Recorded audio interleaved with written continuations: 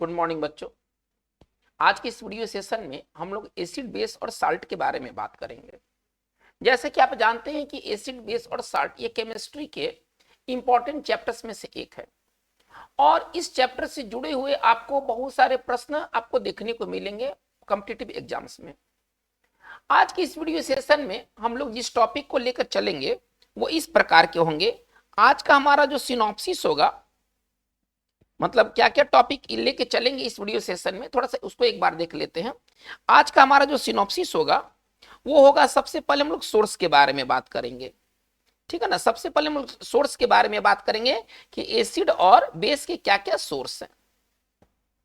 इसके बाद आज की इस वीडियो सेशन में हम लोग बात करेंगे यूजेस के, कि किस एसिड और किस बेस के क्या क्या यूजेस हैं। तो आज का इस वीडियो सेशन दो चीजों पर केंद्रित होगा, एसिड और बेस के सोर्स और उसके यूज पर। आज का हमारा ये जो एसिड बेस और साल्ट का आज हमारा ये पहला क्लास होगा। इसमें एक क्लास और आगे आपको देखने को मिलेंगे। तो चलिए सीधे हम लोग अपने इस टॉपिक को स्टार्ट करते हैं। सबसे पहले हम लोग स्टार्ट करते हैं सोर्स से। सबसे पहले हम लोग सोर्स देखेंगे, किस एसिड का क्या सोर्स होगा, किस बेस का क्या सोर्स होगा। तो सोर्स हमारा आज का पहला टॉपिक होगा। चलिए इसको स्टार्ट करते हैं, देखते हैं। एसिड, ये एसिड होंगे और इधर इसके सोर्स होंगे, ठीक है ना। इसके बाद फिर हम लोग बेस के सोर्स के बारे में बात करेंगे।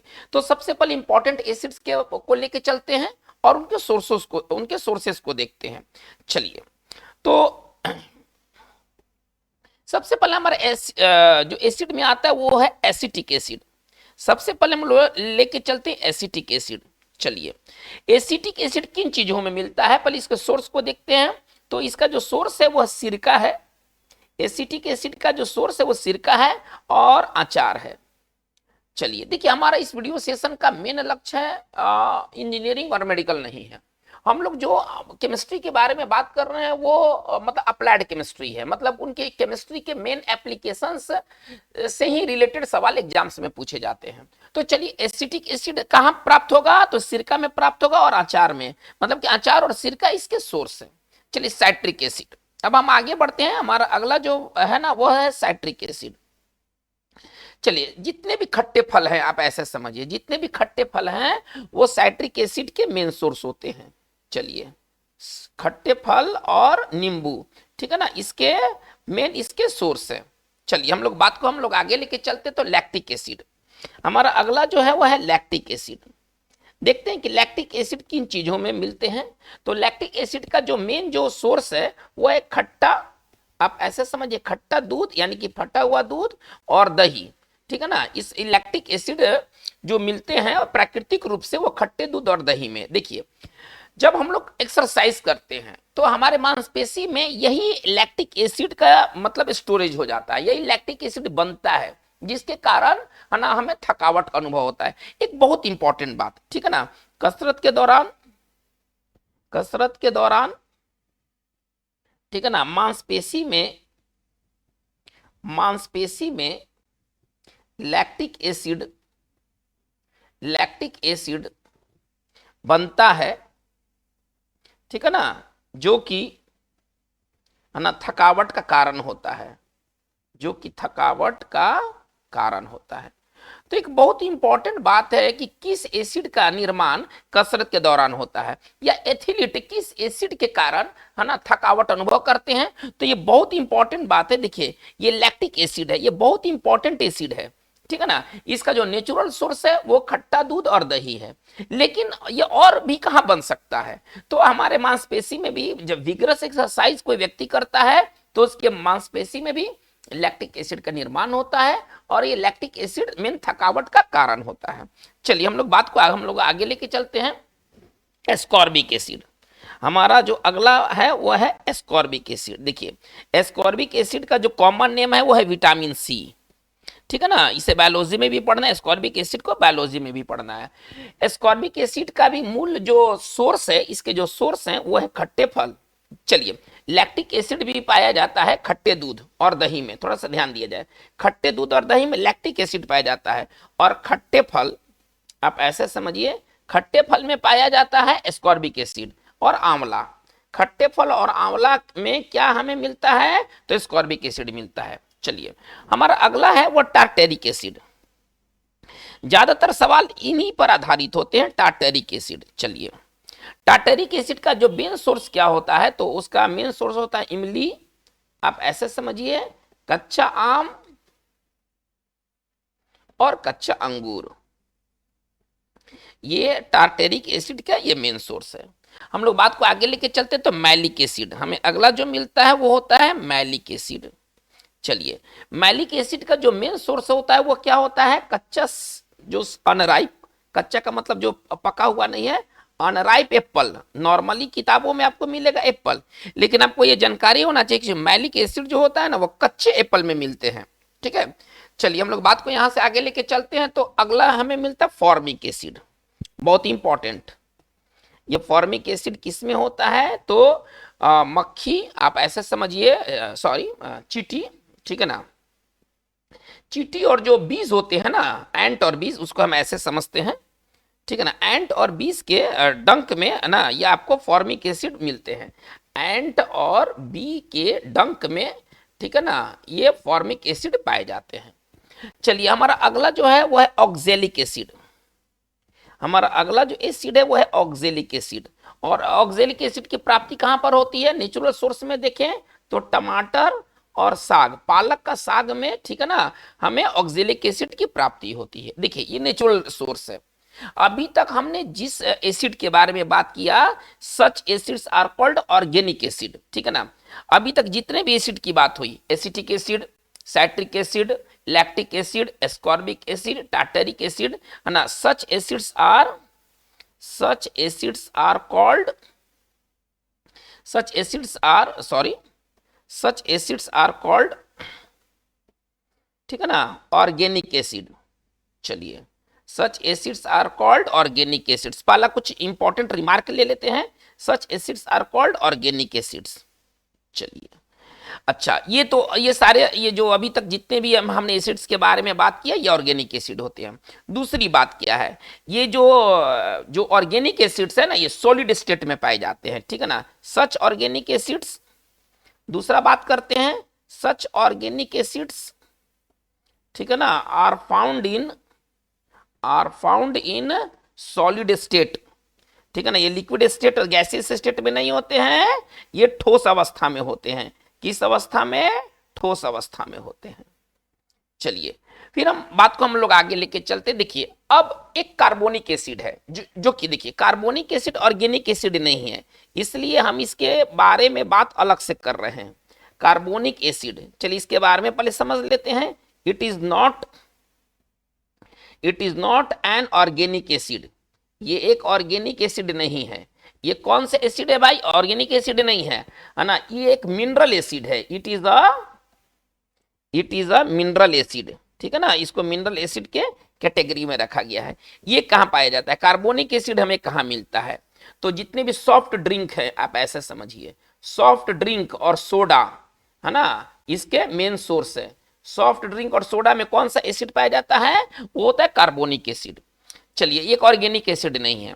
कुछ और इंपॉर्टेंट रिमार्क हम लोग देख लेते हैं। देखिए, कैफीन एक बहुत इंपॉर्टेंट चीज है, ठीक है ना। एक कैफीन क्या है ना, एक एल्कलॉइड कंपाउंड है। कैफीन क्या है, ये एसिड नहीं है, लेकिन बहुत इंपॉर्टेंट है, और कैफीन से रिलेटेड सवाल आपको अक्सर देखने को मिलेंगे।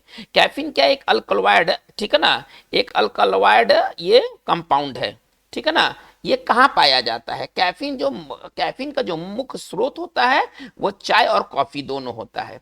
देखिए, अधिकांशतः किताबों में आपको ये देखने को मिलेगा कि कैफीन केवल कॉफी में पाया जाता है, लेकिन ऐसा नहीं है। कैफीन जो होता है ना, वो चाय और कॉफी दोनों में मिलते हैं, ठीक है ना। एक अल्कलॉइड है कैफीन, जिसका हम सोर्स पाते हैं टी में और कॉफी में। ये थोड़ा सा स्टिमुलेंट है ना, ये है ना, ताजगी पैदा करते हैं। ये कैफीन एक बहुत इंपॉर्टेंट सवाल के रूप में पूछे जाते हैं कि किस चीज में कैफीन मिलता है, लेकिन हमें ये ध्यान में रखना है कि कॉफी के अलावा ये चाय में भी पाया जाता है कैफीन। चलिए, हम लोग आगे बात को देखते हैं। एक और बहुत इंपॉर्टेंट है आपके एग्जामिनेशन व्यू से, ठीक है ना, केसिन। केसिन क्या है, पहले आप ऐसे समझिए। केसिन एक प्रोटीन है जो कि पाया जाता है दूध में। तो चलिए, अभी तक हम लोगों ने क्या देखा, अभी तक हम लोगों ने देखा कि कुछ ऐसे एसिड्स हैं जो कि बहुत इंपॉर्टेंट हैं और उनके ये सोर्स हम लोगों ने देखा। जैसे कार्बोनिक एसिड, हालांकि ऑर्गेनिक एसिड नहीं है, लेकिन ये पाया जाता है सॉफ्ट ड्रिंक और सोडा में। इसके पहले हम लोगों ने क्या सीखा? हम लोगों ने सीखा एसिटिक एसिड का मेन सोर्स क्या है? सिरका है, अचार है। साइट्रिक एसिड नींबू है और खट्टा फल है, ठीक है ना। साइट्रिक एसिड और आप ऐसे समझिए कि स्कॉर्बिक एसिड, इन दोनों का सोर्स एक ही है। साइट्रिक एसिड भी पाया जाता है आपके खट्टे फलों में, एस्कॉर्बिक एसिड भी पाया जाता है खट्टे फलों में, है ना, ये भूलना नहीं है।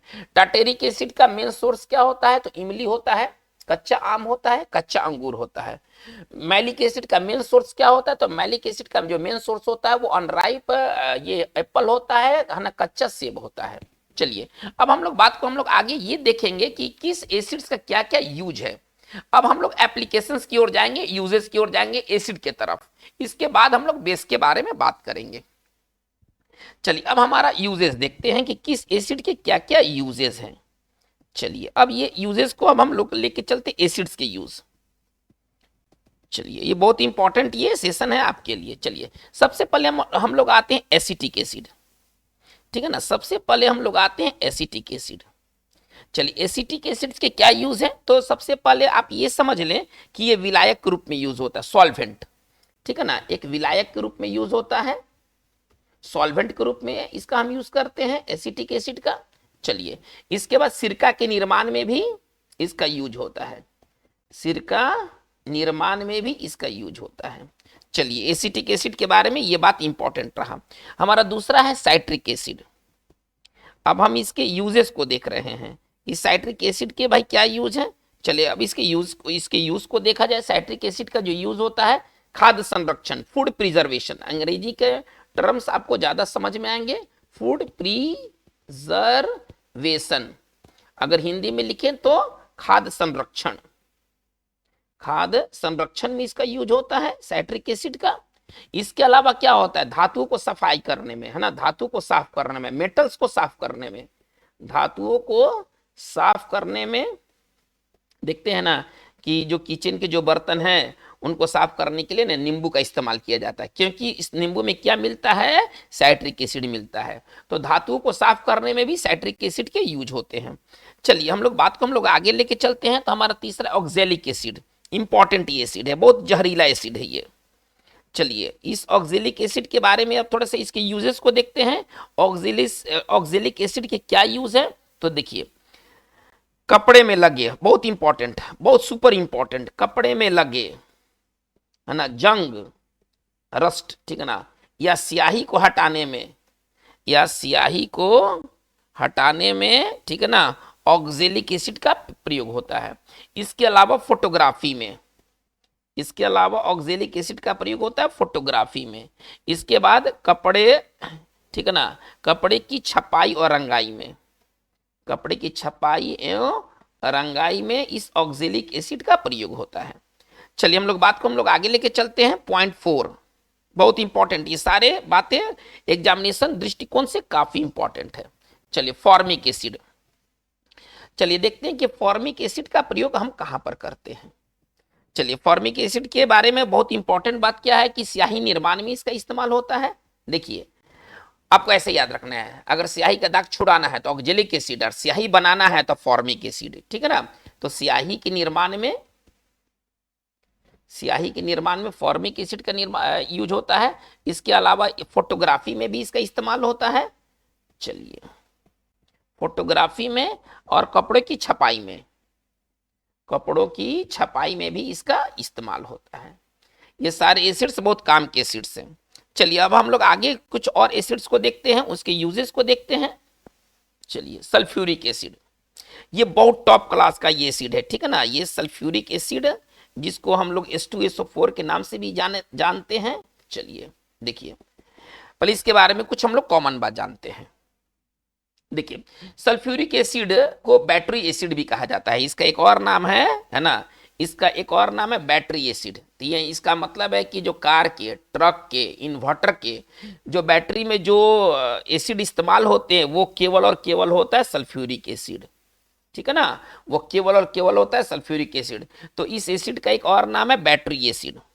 इसका एक दूसरा नाम है तेजाब, इसको तेजाब का भी संज्ञा दिया जाता है। चलिए इसके अन्य नाम है, इसको बैटरी एसिड भी कहा जाता है, इसको तेजाब भी कहा जाता है। सल्फ्यूरिक एसिड एक स्ट्रॉन्ग एसिड है ये, ठीक है ना। सल्फ्यूरिक एसिड एक स्ट्रॉन्ग एसिड है। चलिए तो थोड़ा सा देखते हैं कि इसका यूज क्या क्या है पेट्रोलियम के शोधन में। चलिए इसके यूजेस को थोड़ा सा देख लिया जाए। तो पहला है पेट्रोलियम के शोधन में, पेट्रोलियम को ना शुद्ध किया जाता है इस एसिड के मदद से। चलिए पेट्रोलियम के शोधन में। चलिए आगे क्या बात है भाई, विस्फोटक पदार्थ बनाने में, बी ले लेते हैं, ठीक है ना।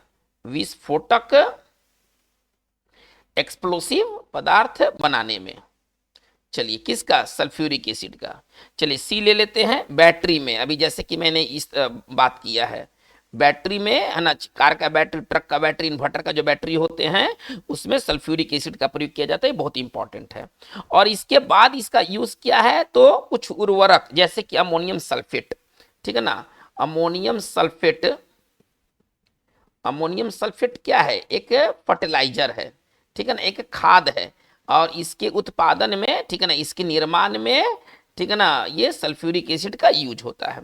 तो सल्फ्यूरिक एसिड को कहा गया, इसको कहा क्या, इसको क्या कहा गया, किंग ऑफ ऑल एसिड्स। देखिए सभी अम्लों का राजा, है ना, इसको कहा गया किंग ऑफ ऑल एसिड्स, है ना, ये है सल्फ्यूरिक एसिड। चलिए हम लोग बात को हम लोग आगे कैरी करते हैं नंबर 6 की ओर अब हम लोग मूव करेंगे। चलिए ये सारे एसिड से संबंधित जितनी बातें एग्जामिनेशन दृष्टिकोण से काफी इंपॉर्टेंट है। चलिए अब हम आते हैं नाइट्रिक एसिड। अब हमारा अगला जो एसिड है वो है नाइट्रिक एसिड। देखते हैं कि नाइट्रिक एसिड के क्या यूजेस हैं हमारे डेली लाइफ में।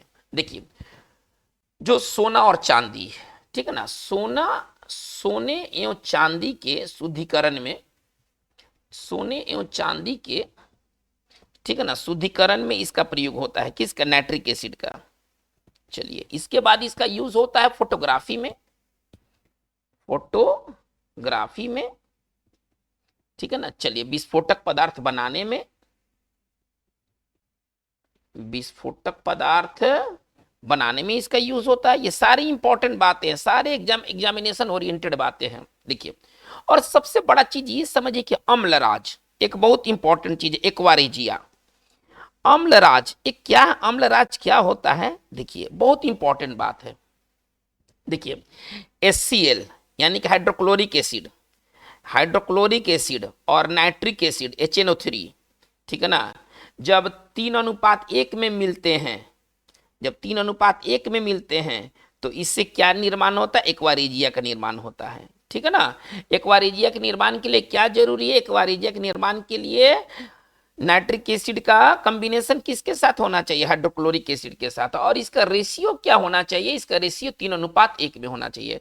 तो अम्लराज के निर्माण में आप ऐसे समझे, अम्लराज के निर्माण में किसका यूज होता है, नाइट्रिक एसिड का, ठीक है ना। नाइट्रिक एसिड का प्रयोग होता है अम्लराज के निर्माण में। ये बहुत ही स्ट्रांग होता है, ठीक है ना, ये किसी भी मेटल को गला देगा। इसके लिए इसलिए ना एक सेफ कंटेनर बनाए जाते हैं, ये यहां तक कि एक स्ट्रॉन्गेस्ट मेटल को भी ये गला सकता है अम्लराज। चलिए हम लोग बात को हम लोग आगे लेके चलते हैं। तो नंबर 7 की ओर अगर हम बढ़ते हैं तो हमें मिलता है हाइड्रोक्लोरिक एसिड, HCl, ठीक है ना। इसको अगर सामान्य भाषा में कहें तो हाइड्रोक्लोरिक एसिड। चलिए देखते हैं हाइड्रोक्लोरिक एसिड का क्या यूज है। चलिए बहुत इंपॉर्टेंट ये सारी बातें हैं। देखिए गैल्वेनाइजेशन में, गैल्वेनीकरण में, गैल्वेनाइजेशन में, ठीक है ना। गैल्वेनाइजेशन क्या होता है आप ऐसे समझिए, ठीक है ना, जस्तीकरण करना यानी कि धातु पर, है ना, जस्ता का परत चढ़ाना गैल्वेनाइजेशन होता है, आप ऐसे समझिए, ठीक है ना। तो गैल्वेनाइजेशन में, गैल्वीकरण में इस HCl का इस्तेमाल होता है। इसके अलावा देखिए किचन जो सिंक है ना, किचन जो सिंक है आप ऐसा समझिए, किचन सिंक, किचन सिंक और सैनिटरी वेयर, है ना, जो टॉयलेट संबंधी जो चीज होते हैं, सैनिटरी वेयर के सफाई में, है ना, HCl का प्रयोग होता है। इसके अलावा एक रिएजेंट के रूप में भी, है ना, HCl का प्रयोग होता है, अभिकर्मक, है ना, अभिकर्मक के रूप में भी HCl का प्रयोग होता है। चलिए तो ये एसिड्स के ये यूजेस रहे। हमने क्या बात किया कि किस एसिड के क्या क्या यूज है। जैसे नाइट्रिक एसिड का प्रयोग कहाँ करते हैं, इसका जो मेन जो प्रयोग होता है नाइट्रिक एसिड का, वो सोने और चांदी के शुद्धिकरण में, इसके अलावा विस्फोटक पदार्थ बनाने में, है ना, अम्लराज के निर्माण में। चलिए हाइड्रोक्लोरिक एसिड के बारे में हम लोगों ने क्या देखा, गैल्वेनाइजेशन में, गैल्वेनीकरण में। तो धातु पर जस्ते का परत चढ़ाने को गैल्वेनाइजेशन कहते हैं, ठीक है ना, बहुत इंपॉर्टेंट ये बातें हैं। चलिए इसके बाद है कि किचन सिंक और सैनिटरी वेयर के सफाई में भी इसका इस्तेमाल होता है। इसके अलावा हम लोगों ने अभी क्या देखा, सल्फ्यूरिक एसिड। सल्फ्यूरिक एसिड को कहा गया है बैटरी एसिड भी कहा गया है, इसको कॉमन भाषा में इसे तेजाब भी कहते हैं, ठीक है। सल्फ्यूरिक एसिड के क्या यूज है, पेट्रोलियम के शोधन में, विस्फोटक पदार्थ बनाने में, अमोनियम सल्फेट जैसे उर्वरक बनाने में। इसके बाद हम लोगों ने फॉर्मिक एसिड के बारे में क्या देखा, फॉर्मिक एसिड का प्रयोग होता है स्याही के निर्माण में, कपड़े की छपाई और रंगाई में और फोटोग्राफी में। इंपॉर्टेंट बात ऑक्जेलिक एसिड के बारे में क्या है कि अगर कपड़ा में कोई अगर इंक लग जाए, कोई जंग जैसा कोई चीज लग जाए, तो उसको छुड़ाने के लिए हम लोग ऑक्जेलिक एसिड का प्रयोग करते हैं। चलिए अब एक इंपॉर्टेंट बात मैं आपको यहां थोड़ा क्लियर करना चाहता हूं कि कुछ कुछ टर्म्स को पहले देखा जाए। देखिए एक जो चीज है ना वो है मिनरल, उसको कहते हैं मिनरल एसिड। कौन कौन से एसिड मिनरल एसिड के अंतर्गत आते हैं, थोड़ा सा इसको देख लिया जाए। देखिए हाइड्रोक्लोरिक एसिड, पहले आप ऐसा समझे, हाइड्रोक्लोरिक एसिड को मिनरल एसिड कहा गया है। हाइड्रोक्लोरिक एसिड को, है ना, मिनरल एसिड कहा गया। इसके अलावा मिनरल एसिड में और कौन कौन एसिड आते हैं, तो HNO3, है ना, HNO3, जिसको आप कहते हैं नाइट्रिक एसिड, जिसको आप कहते हैं नाइट्रिक एसिड।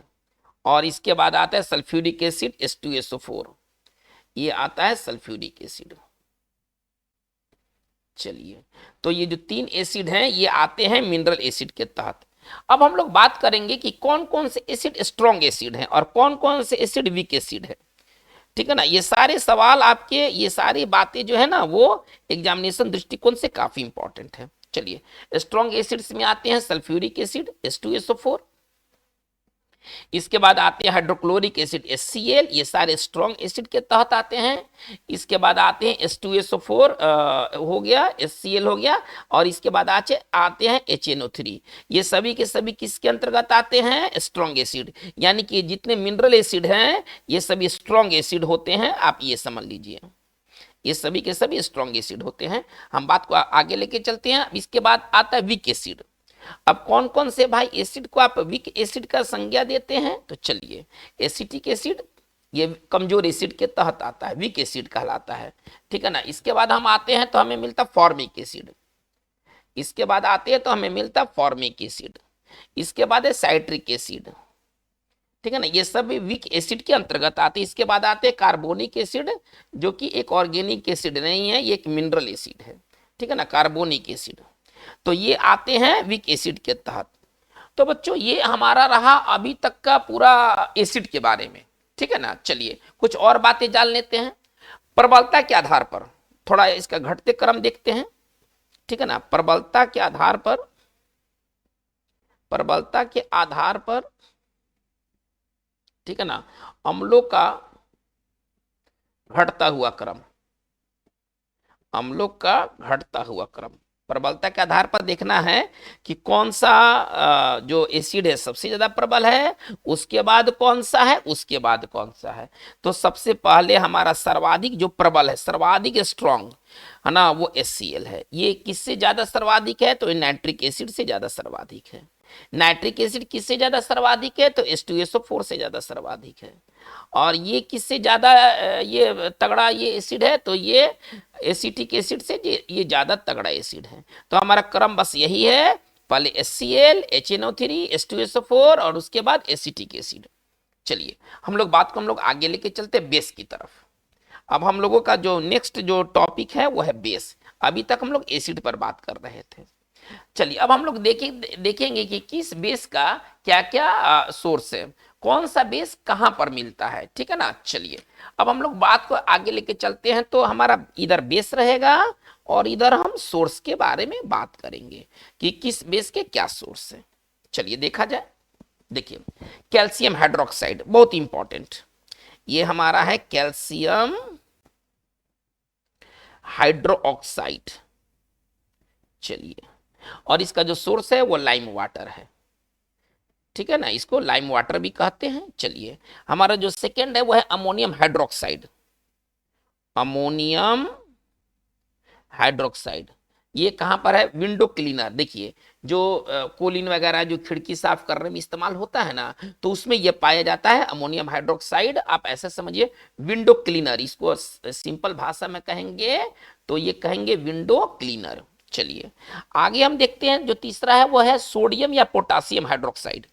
सोडियम या पोटासियम, ठीक है ना, हाइड्रोक्साइड। चलिए, हाइड्रोक्साइड, चलिए ये कहां पर, ये भाई इसका सोर्स क्या है? ये किस में मिलेगा? तो साबुन में। साबुन में, अब बहुत इंपॉर्टेंट बात, साबुन में कौन सा ये बेस मौजूद होता है? तो साबुन में सोडियम या पोटासियम हाइड्रोक्साइड मौजूद होते हैं। ये बहुत एग्जामिनेशन दृष्टिकोण से ये टॉप क्लास के ये सवाल बनाएंगे कि सोप में क्या कैल्शियम हाइड्रोक्साइड मिलेगा, अमोनियम हाइड्रोक्साइड मिलेगा, ये सोडियम या पोटासियम? तो सोप में ज्यादातर मिलता है सोडियम हाइड्रोक्साइड या पोटासियम हाइड्रोक्साइड। चलिए, हम आगे चलते हैं, एक बहुत इंपॉर्टेंट है ना, मैग्नीशियम हाइड्रोक्साइड। एक बहुत इंपॉर्टेंट है, वह है मैग्नीशियम हाइड्रोक्साइड, ठीक है ना। चलिए, इसको मिल्क ऑफ मैग्नीशिया भी कहते हैं, जो कि एक प्रमुख एंटासिड के रूप में इस्तेमाल होता है, मिल्क ऑफ मैग्नीशिया। चलिए, देखिए, ये पेट की अम्लीयता को दूर करता है। मिल्क ऑफ मैग्नीशिया एग्जामिनेशन दृष्टिकोण से बहुत इंपॉर्टेंट, ठीक है ना। मिल्क ऑफ मैग्नीशिया का इस्तेमाल हम किस रूप में करते हैं? तो पेट की अम्लीयता, अगर पेट में बहुत ज्यादा एसिड हो जाए, ठीक है ना, पेट के एसिड, आप ऐसे समझिए, पेट के एसिड को, है ना, खत्म करने के लिए, खत्म करने में इसका बहुत बड़ा इसका यूज होता है, मिल्क ऑफ मैग्नीशिया का। चलिए, अब हम लोग देखेंगे एप्लीकेशंस, यूजेस, कि किस बेस का क्या यूजेस है, ठीक है ना। चलिए, हम लोग बात को आगे लेके चलते हैं। तो अब हम देखेंगे यूजेस, है ना, बेस के यूजेस को देखेंगे कि किस बेस का क्या यूज है। चलिए, तो सबसे पहले हम उठाते हैं माने कैल्शियम हाइड्रोक्साइड। सबसे पहले हम लोग उठाते हैं कैल्शियम हाइड्रोक्साइड।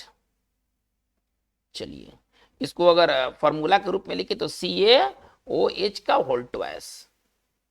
चलिए, ये आपका है कैल्शियम हाइड्रोक्साइड।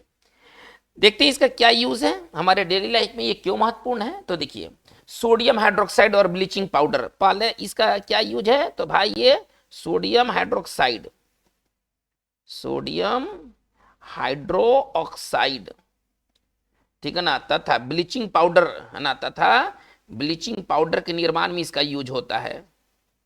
ब्लीचिंग पाउडर के निर्माण में इसका यूज होता है। किसका? कैल्शियम हाइड्रोक्साइड का, हमें यह समझना है। चलिए, इसके बाद है कि हार्ड जल को सॉफ्ट बनाने में। दूसरा, अगर आप बी पार्ट ले लेते हैं, सॉरी, अगर आप पार्ट बी ले लेते हैं तो इसके लिए क्या है? चलिए, हार्ड वाटर को सॉफ्ट बनाने में, हार्ड वाटर को सॉफ्ट बनाने में इसका ये इस्तेमाल होता है। चलिए, हम लोग आगे बात को बढ़ाते हैं। देखिए, एसिड से जले हुए स्थान, यदि कोई स्थान अगर एसिड से जल जाता है तो उसके स्थान पर ना इसका प्रयोग किया जाता है उसके प्रभाव को न्यूट्रलाइज करने के लिए, ठीक है ना। एसिड से जले हुए, ठीक है ना, स्थानों पर इसका प्रयोग होता है, स्थानों पर, ठीक है ना, इसका प्रयोग होता है। किसका? कैल्शियम हाइड्रोक्साइड का प्रयोग होता है। चलिए, ये बहुत इंपॉर्टेंट है। चलिए, अम्लीयता, देखिए, अगर मिट्टी की अम्लीयता को दूर करने में, ठीक है ना, मिट्टी की अम्लीयता को दूर करने में, मिट्टी की अम्लीयता, ठीक है ना, को दूर करने में इसका प्रयोग होता है। चलिए, ये तो हम लोगों ने देखा कैल्शियम हाइड्रोक्साइड के मेन यूजेस है।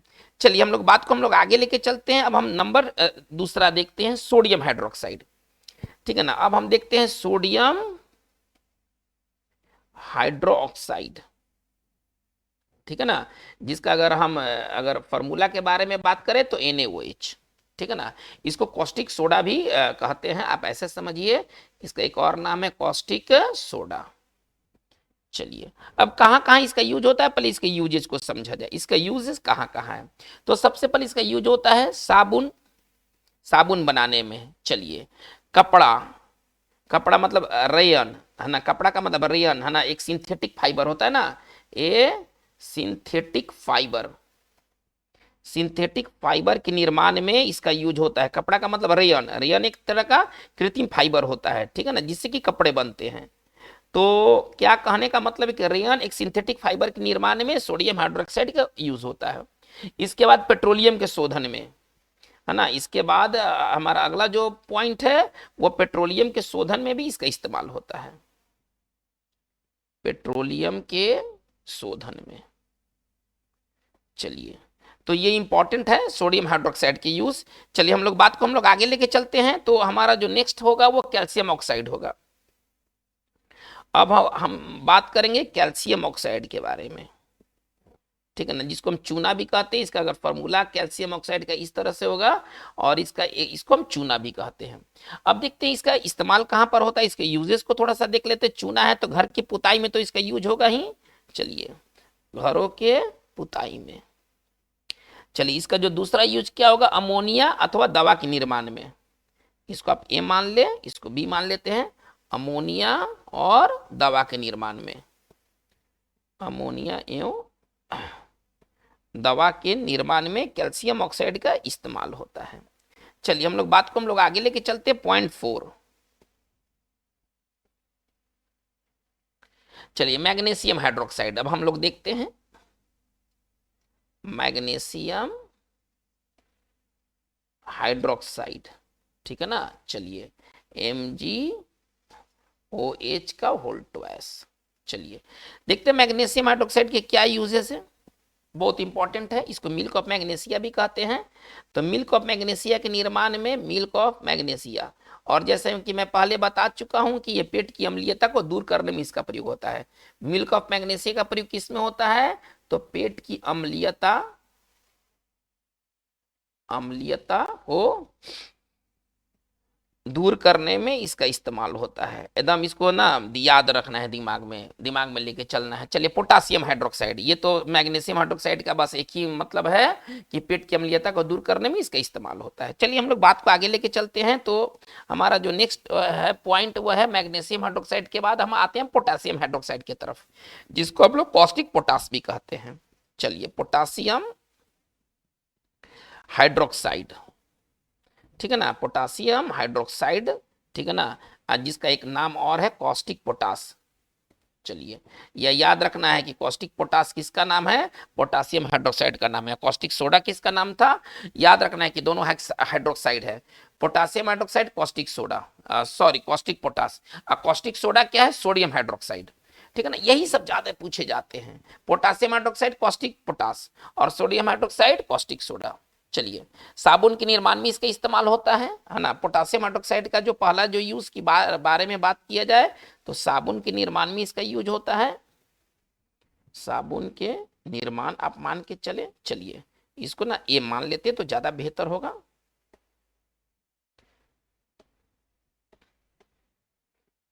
चलिए बी देखते हैं। चलिए देखिए, कार्बन डाइऑक्साइड एवं सल्फर डाइऑक्साइड, ठीक है ना, जैसी गैसों के अवशोषक के रूप में भी, है ना, जैसे गैसों के अवशोषक के रूप में भी इसका इस्तेमाल होता है। किसका, पोटासियम हाइड्रोक्साइड का। हाँ, हमें ये बात को ध्यान में रखना है। चलिए अब हम आगे बढ़ते हैं। तो हमें 6 नंबर पर हमें मिलता है, बहुत इंपॉर्टेंट है, 6 नंबर पर हमें मिलता है मैग्नीशियम हाइड्रोक्साइड। हमें क्या मिलता है, मैग्नीशियम, ठीक है ना, ऑक्साइड, CaO। चलिए sorry magnesium Mg, sorry magnesium Mg,